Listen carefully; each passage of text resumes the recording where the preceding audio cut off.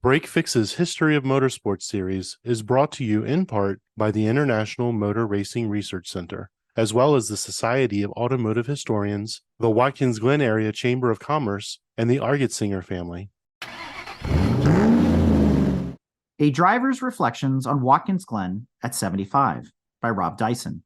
Rob Dyson is a New York-based businessman and retired professional racing driver with a long association with Watkins Glen International and the International Motor Racing Research Center.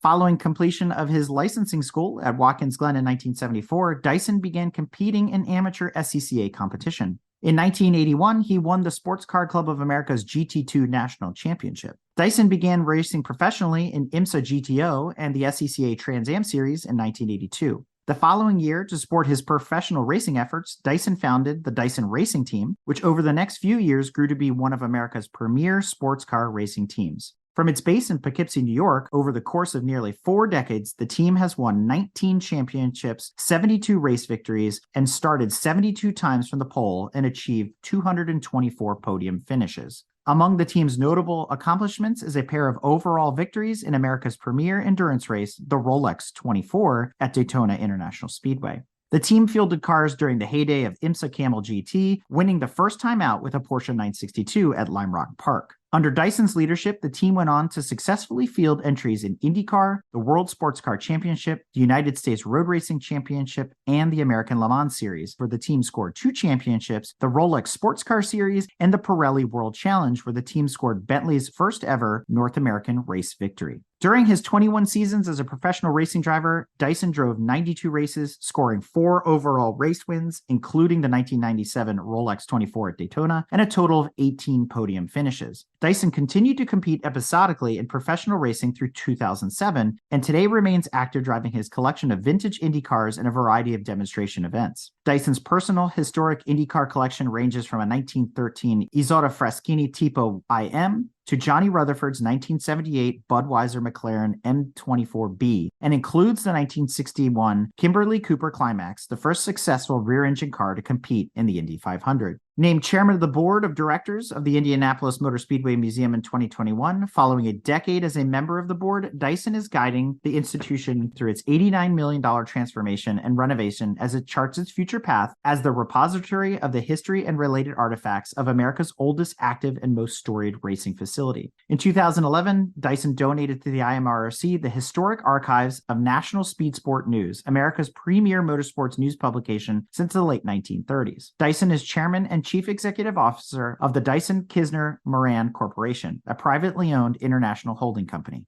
I am thrilled to be able to introduce you all to Rob Dyson. Rob has had a long association with Watkins Glen International as well as the Research Center. A couple of highlights of Rob's career. Received his competition license in 1974. 1981, he won the SCCA GT2 National Championship. 1982, Rob participated in his first professional race, IMSA GTO and SCCA Trans Am. And in 1983, Dyson Racing was formed. 19 championships, 72 victories, and 2 Rolex 24 victories to date. Rob himself raced 21 seasons, 92 races, and 18 podium finishes in that time span. Rob is passionate about history, currently serves as chairman of the board of the International Motor Speedway Museum, where he oversees the museum's renovation, which is currently in the throes now towards an $89 million campaign. Last but not least, in 2011, Rob saw to it that the Research Center received a donation of the National Speed Sport News Archives, which is a collection that we use almost daily at the Research Center. So without further ado, let me introduce you to Rob Dyson. Well, hi, everybody. Thank you, Mark. I appreciate the introduction.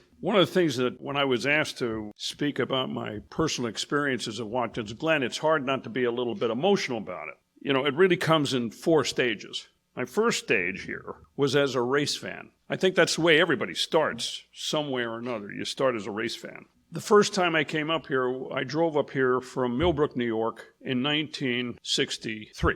In the summer for sports car racing. And every year, it was an odd year if I didn't come up here at least twice. It was summer at Watkins Glen was a norm of some sort of racing, sometimes twice. Can-Am, sports cars, any kind of event that was taking place in the summer. Or alternatively, either freezing or getting sunburned in October for the F1 race. Many of you probably attended the F1 races. My first one was in 1965. And the one thing that so disturbed me was it took an awful lot of effort to get into the pits. Fortunately, if you looked at the color coding of the pit passes in those days and brought one of those packets that you get in the school supply store, multicolored, you get the rest of the idea.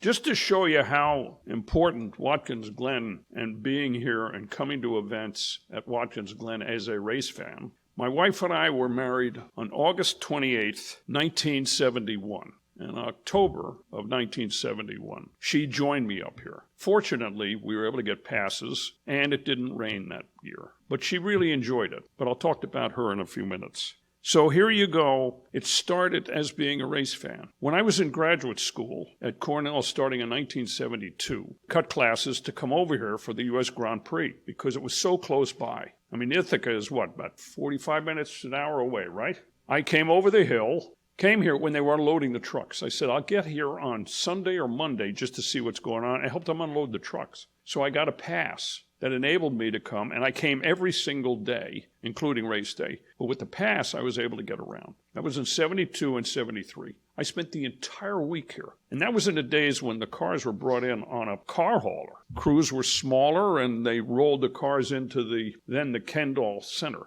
And it was fairly primitive, but it was Formula One. And it was amazing when you think back on it, how it's all evolved. Now you have minimal crews. I wouldn't be surprised if they don't have 200 people at the race per car. In addition to that, I will also admit that I would come over here in my BMW during graduate school periodically and drive this racetrack. There were very few barriers, and frankly, there was a county road that went right through the racetrack. You could come up to the track, get in. I wouldn't drive for high speeds, but I would drive the racetrack for maybe half an hour, just driving down into the boot, coming up out of the boot, driving around one of the barricades that were minimal, not even covering the whole width of the racetrack. So you have to understand that it was Rob Dyson, the race fan, that first got acquainted with this wonderful facility at a very early age. This was before the boot was built, before the pits were built, before even the access or anything remotely approaching a media center was ever built.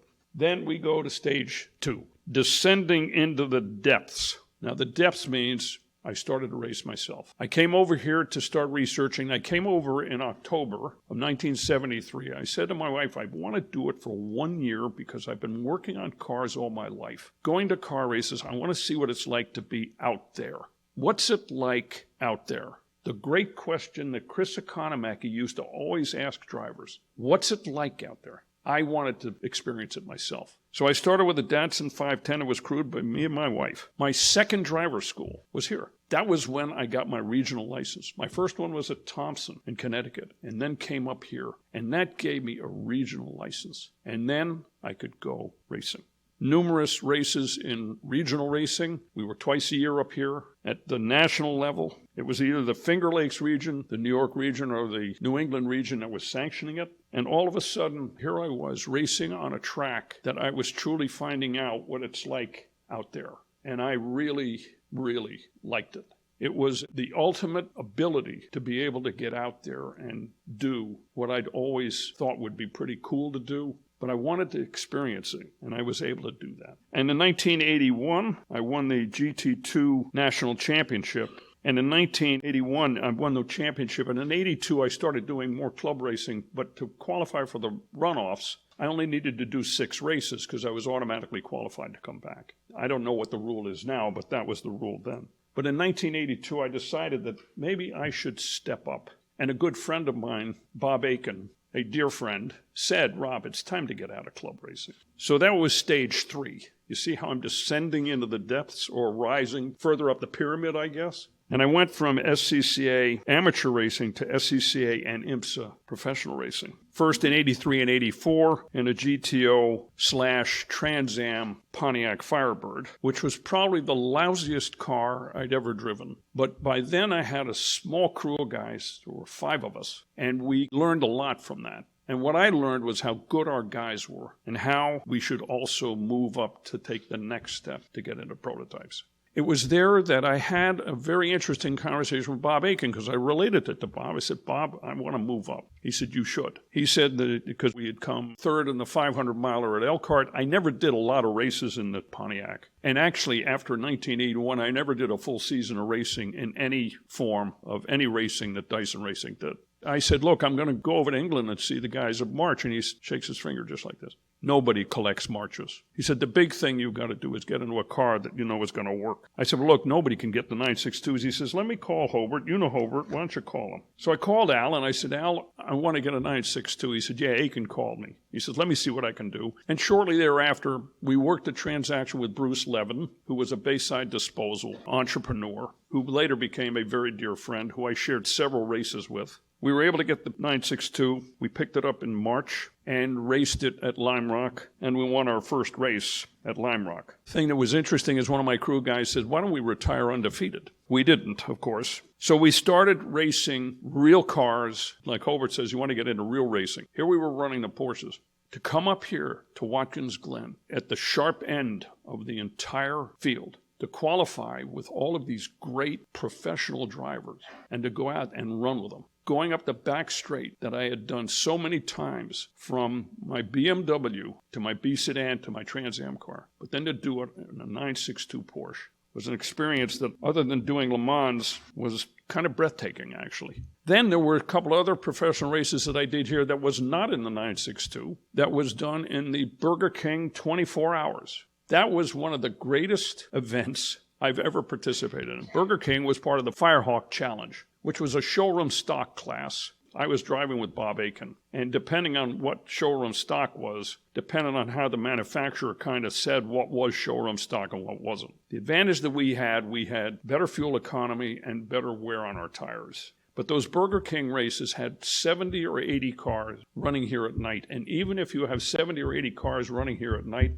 Watkins Glen in the middle of the night is a very dark place to race. And then we started running other prototypes as I started getting less involved in the cars. And my son, Chris, his first professional race was up here. We had come up here the week before the IMSA race with the Rileys to do Goodyear tire testing. And Chris came up, and he had a spec racer Ford, and we let him run when we weren't running, when we were adjusting the car, changing something. And I said, why don't we just put Chris in the car and see how he would do? And in 6 laps, he would have qualified 6th in the grid the year before. So I said to the organizers when the weekend started, I said, hey, I want to add my son. He's got a SCCA competition license. Can we give him an IMSA license? He's got all the medical. And Chris got in and drove his first pro race in a Riley. He took my time away from me in the 6 hour. Unfortunately, we had an electrical problem with the car, but Chris did a terrific job, and that led to him barely a year later. He and James Weaver winning the 6 hours at Watkins Glen.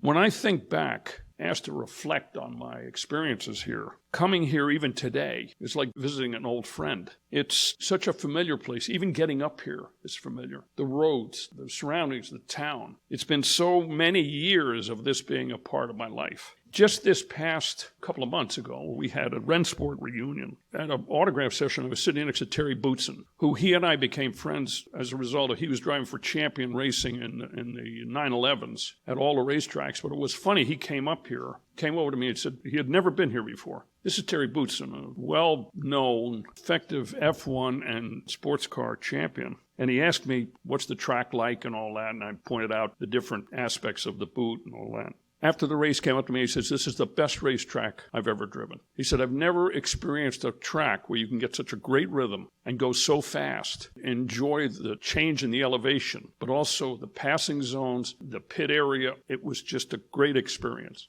I felt great about that because that's exactly how I felt. But having a guy like this who's raced every fathomable racetrack except this place, coming to me and telling me, Rob Dyson, who came here in 1963, he's telling me what a great racetrack it is as we both get out of our cars. The heritage of this place, personally that I've experienced, the victories of mine and my son, when I think back on it, it's a gift to win a car race. We've also been here for the tragedy, too. And everybody can remember some of the F1 incidences that have happened here. Francois Severt being the highest profile. I was here also when Graham Hill damn near got killed, broke both his legs when his car went end over end up in the back straight because of suspension failure. But I think the other thing I want to reflect on is how important the International Motor Racing Research Center is. I finished a race up here. We had won in the mid-'80s, and Jean Argetsinger came up to me at the end of the race, and she said, Rob, I'm raising money at the Watkins Glen Library to start a motor racing library for the world to be able to come and do research.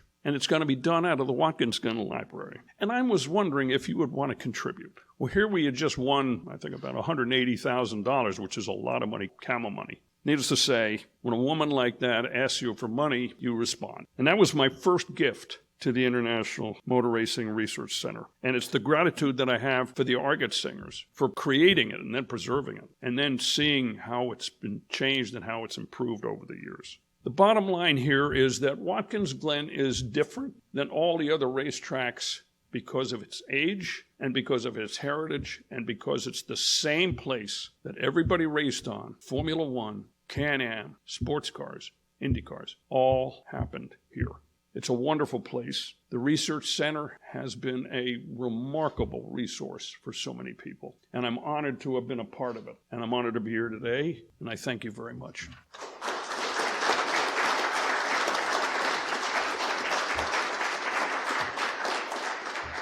Questions? Questions? Anybody want to? I'm an old racer, so speak up. From the transition from being a race fan to being a race driver to then being a race father, what is your favorite stage? All of them. Sure. At the time, everyone seemed to kind of work. It's truly an evolution of a racing career, I guess you could say. Actually, it wasn't until I was asked to do this that I actually started to put my thinking together. That really was, it's the evolution of a racing career. There are very few drivers that are driving in cars that are racing cars that didn't start off as race fans. I find it hard to believe that they wouldn't have had some kind of inkling that they wanted to go racing at some time or another as kids or whatever. What it was is it's the evolution of a race fan becoming a race driver. I mean, it was important for me to get out there because I figured I was 27 years old. I didn't have any kids. I just came out of grad school. I had just started my broadcasting business. And I said, I've got to do this, if for no other reason but to say that at least I understand what's going on. But that was in 1974, and I'm still doing it. I'm not driving cars, the race shop, the race team, all of what's going on. I'm into it up to here. And then with all the other things I'm doing with the Speedway Museum and the Research Center, which Chris is now a part of, it never ends, and you don't want it to end because it's such a captivating sport. I mean, it's just interesting. And it is all stories. Anybody that's here can relate half a dozen stories about this place. Whether you were at the bog or whether you were, watching or seeing Jim Clark or hearing the Matras go up the back straight, watching the Indy cars in the 70s and 80s. I mean, it's just, it's stories, it's memories, it's things that you'd rather be here than anywhere else when you were here. That's the way I felt at every racetrack, and it's still the way I feel. Whenever I go through the gates of a racetrack, after all these years and after all these races, whenever I go through the gates of a racetrack, my heart just beats a little quicker. And why is that? Because it's so goddamn interesting. And you know that there's going to be something that's going to educate you. Something is going to give you a sense of more awareness of something. And this place is one of the best places, in my opinion, the best place to experience that. Thank you all very much. Thank you, Rob. Thank you so much. This episode is brought to you in part by the International Motor Racing Research Center. Its charter is to collect, share, and preserve the history of motorsports, spanning continents, eras, and race series. The center's collection embodies the speed, drama, and camaraderie of amateur and professional motor racing throughout the world. The center welcomes serious researchers and casual fans alike to share stories of race drivers, race series, and race cars captured on their shelves and walls and brought to life through a regular calendar of public lectures and special events. To learn more about the center, visit www.racingarchives.org. This episode is also brought to you by the Society of Automotive Historians. They encourage research into any aspect of automotive history. The SAH actively supports the compilation and preservation of papers, organizational records, print ephemera, and images to safeguard, as well as to broaden and deepen the understanding of motorized, wheeled land transportation through the modern age and into the future. For more information about the SAH, visit www.autohistory.org. We hope you enjoyed another awesome episode of Break Fix Podcast, brought to you by Grand Touring Motorsports. If you'd like to be a guest on the show or get involved, be sure to follow us on all social media platforms at Grand Touring Motorsports. And if you'd like to learn more about the content of this episode, be sure to check out the follow-on article at gtmotorsports.org. We remain a commercial-free and no annual fees organization through our sponsors, but also through the generous support of our fans, families, and friends through Patreon. For as little as $2.50 a month, you can get access to more behind-the-scenes action, additional pit stop minisodes, and other VIP goodies, as well as keeping our team of creators fed on their strict diet of Fig Newtons, gummy bears, and Monster. So consider signing up for Patreon today at www.patreon.com/GT Motorsports. And remember, without you, none of this would be possible.